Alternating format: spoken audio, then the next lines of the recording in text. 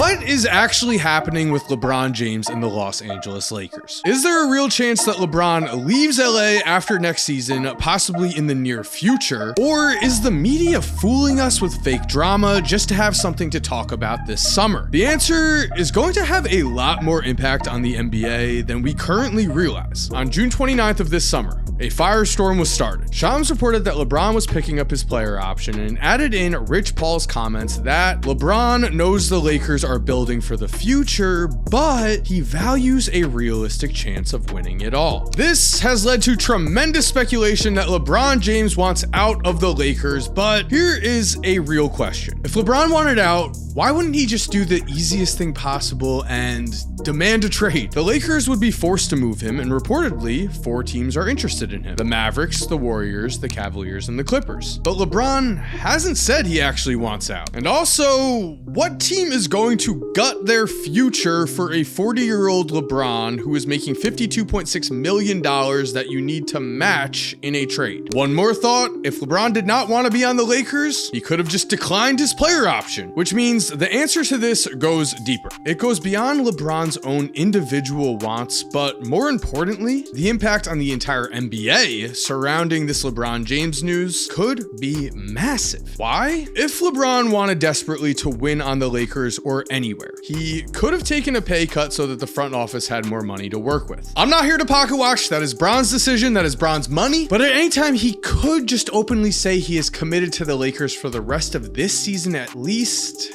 He is remaining mysterious on purpose. Dave McMenamin asked LeBron at the Summer League if he wanted to come on the broadcast and clear the air, and LeBron responded with, "I ain't got nothing to talk about." So LeBron doesn't mind this drama building. But what if this small amount of drama is the best thing possible for the Los Angeles Lakers and overall will have a big impact on the landscape of the entire NBA? Because I think the most realistic possibility here for what is happening is that for the first time in a long time, LeBron is not being catered to on the level that he is used to. For the first time ever, he is not a franchise's golden boy. Luka Doncic is the team's future. LeBron is now the veteran star. In the past, LeBron had so much control over his team's rosters that he was given the nickname Le GM. In the present, the Lakers have made it clear that they are trying to keep as much cap space free for the summer of 2027 as possible. That doesn't mean the Lakers don't want LeBron on their roster, though. It just means the Lakers are operating on their own best interests, not LeBron's. All this means is that LA is trying to keep their roster flexible and their assets tradable. But if we see this from LeBron's perspective, for the first time ever, the front office is shutting him out of major decisions,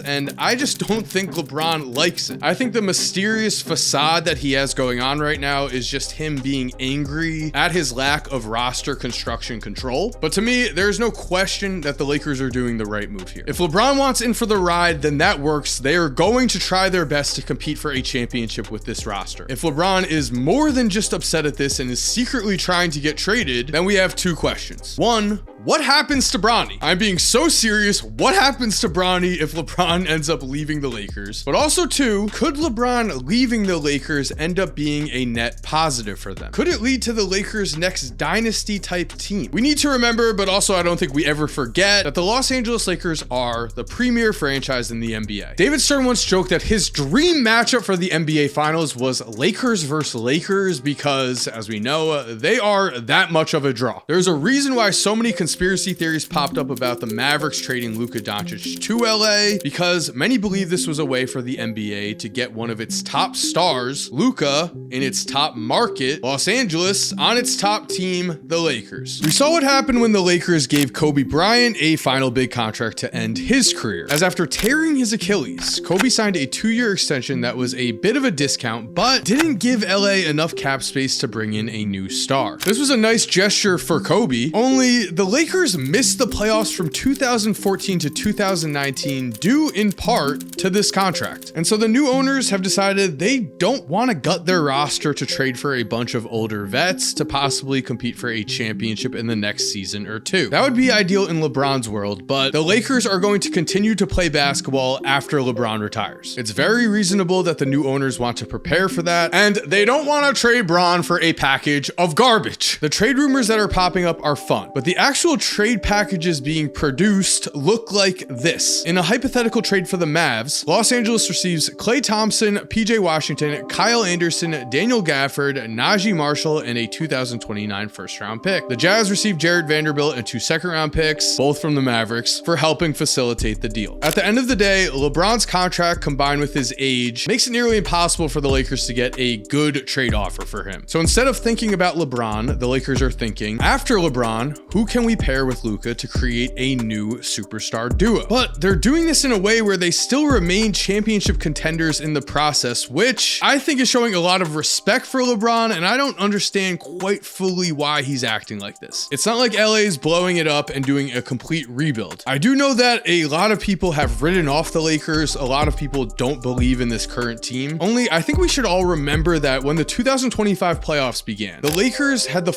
4th best odds to win the championship. Plenty of people believed in the Lakers before this year's playoffs. Then they lost in the first round to the Timberwolves in 5 games, and we all gave up on them. But I think we need to consider 2 things here. 1, Luka was just not healthy. For being fully honest, he also wasn't in good shape. And 2, no team in recent memory has made any sort of huge trade deadline deal and gone on to win the championship that very season. We've seen the Sixers get James Harden, the Lakers get Pau Gasol, the Knicks get Carmelo Anthony, the Sonics get Ray Allen, the Mavs get Kyrie Irving, and the Suns get Kevin Durant. All of those deals happened at the trade deadline. None of them paid off with a championship, at least right away. It is very possible that the pairing of Luka and LeBron will be terrifying once the two have a full training camp and a full season to work together with. Luka was able to bring the 2024 Mavericks all the way to the NBA Finals with a very flawed roster because Luka Doncic is that incredible at basketball. In his 2024 playoff run, Luka averaged 28.9 points, 8.1 assists, and 9.5 rebounds per game on 55.6% true shooting. In the 2025 playoffs, Luka's defense was bad, but his numbers were still right there. 30.2 points, 5.8 assists, and 7 rebounds per game on over 60% true shooting. Personally, I don't think the Lakers not having a giant 3rd star was their biggest problem in the playoffs. I think their biggest problem was just roster construction in general. And to be fair, a lot of the Lakers' problems are still there. The thing is, now they have a season to figure out those problems and work on them instead of trying to come up with a quick fix in the middle of a playoff series. Austin Reeves and Luka are both minus defenders. That is a tough question that JJ Redick needs to figure out. But the biggest thing for LA was their complete and utter lack of a center. And no offense to Jackson Hayes, but he played so poorly in the playoffs that he averaged just 7.8 minutes a game. He wasn't able to stop anyone. He was missing rotations. He wasn't playing the role he was expected to play. And the result was a disaster. In Game 5, Rudy Gobert would end the series against the Lakers with 27 points and 24 rebounds, looking like a near modern-day Wilt Chamberlain, because the Lakers were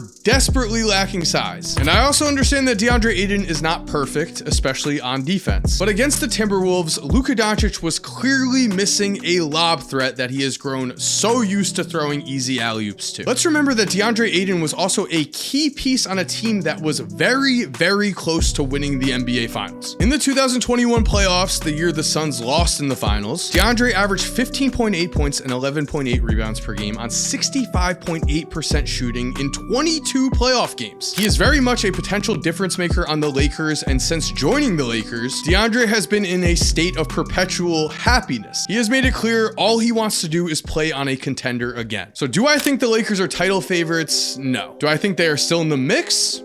Yes. There are of course still a lot of questions with this team's roster. Their defense, will Luka come into camp in great shape? Can DeAndre Ayton play at that high level? And as they say, winning cures everything. And if this team wins together, I think all of this weirdness that is going on with LeBron James is suddenly just going to go away. And there we have it. Thank you for watching. I hope you enjoyed today's video. If you are new to the channel, please make sure to subscribe and turn on post notifications. That way you never miss another video, only if you like the content. If you're already subscribed, thank you so much for supporting. You are awesome. We all know it. And as always, have an awesome day, and cue that music.